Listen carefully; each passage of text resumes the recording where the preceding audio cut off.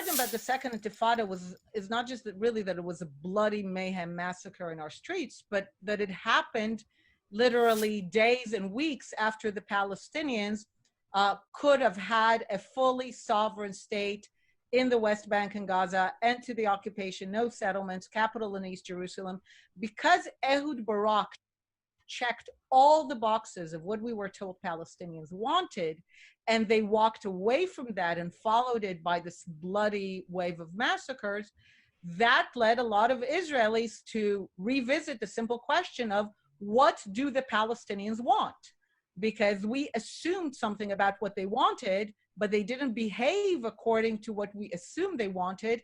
So everyone asked, well, what do they want? And their actions made it very clear that they still want all of it.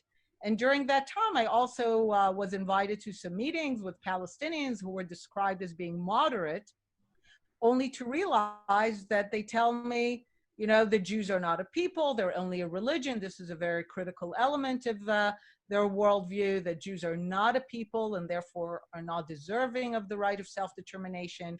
And I remember going back from those meetings and thinking, okay, we have widely different views of what the conflict is about. I thought it was about land, and therefore, like many Israelis, focused on questions of land, borders, settlements, all the issues that relate to land.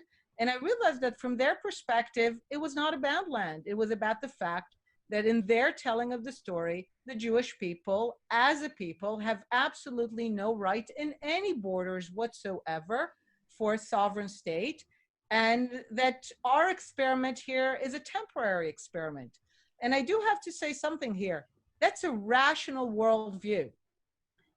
Sometimes I speak to Western diplomats who tell me things like, I've invented a word for that, Westplaining.